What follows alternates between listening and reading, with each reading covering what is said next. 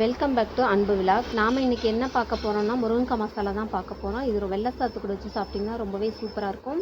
இதுக்கு ஒரு ஜாரில் 1 ஸ்பூன் சீரகம், 1 ஸ்பூன் மிளகு, 4-5 பல் பூண்டு, நான் அரை மூடி தேங்காயிலேயே பாதி தாங்க எடுத்திருக்கேன். இதை எல்லாத்தையும் சேர்த்து நல்லா கொரகொரப்பாக அரைச்சிக்கோங்க. இதுக்கப்புறம் ஒரு கடாயில் 1 ஸ்பூன் கடுகு போட்டு 2 வெங்காயம் கட் பண்ணி வச்சுருக்கேன் சேர்த்து வதக்கிக்கோங்க. இது வதங்கினதுக்கப்புறமா 2 தக்காளி பழமும் சேர்த்து நல்லா வதக்கிக்கோங்க. இது நல்லா வதங்கட்டும். நான் 3 முருங்கைக்காய் கட் பண்ணி வச்சுருக்கேன், அதையும் சேர்த்து நல்லா வதக்கிக்கோங்க. இது வதங்கினதுக்கப்புறமா நமக்கு தேவையான அளவு உப்பு சேர்த்து நல்லா வதக்கிக்கோங்க.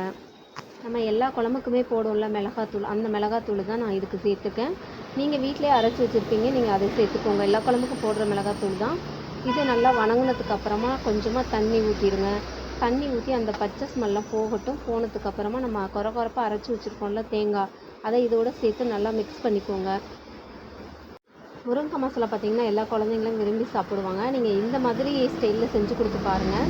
இன்றைக்கி ஸ்கூலுக்கு பார்த்திங்கன்னா டிஃபன் பாக்ஸுக்கு இது தான் நான் கொடுத்து அனுப்ப போகிறேன். எப்போவுமே சாதம் தாளித்து கொடுத்து அனுப்புவேன், ஆனால் இந்த முருங்கக்காய் மசாலா பிள்ளைங்க நல்லா விரும்பி சாப்பிடுவாங்க. அதனால் இந்த மாதிரி தான் செஞ்சு கொடுக்க போகிறேன். இது நல்லா கொதிஞ்சதுக்கு அப்புறமா குழம்பு நல்லா கெட்டியாகி வரட்டுங்க. நல்லா சுண்டி வரதுக்கப்புறம் நம்ம இந்த மாதிரி ஸ்டேஜில் இறக்கிக்கலாம்.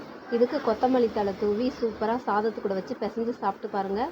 ரொம்பவே சூப்பராக இருக்கும். சமைச்சிட்டு எப்படி இருக்குன்னு சொல்லுங்கள். சேனலை மறக்காமல் சப்ஸ்கிரைப் பண்ணிக்கோங்க. தேங்க்யூ.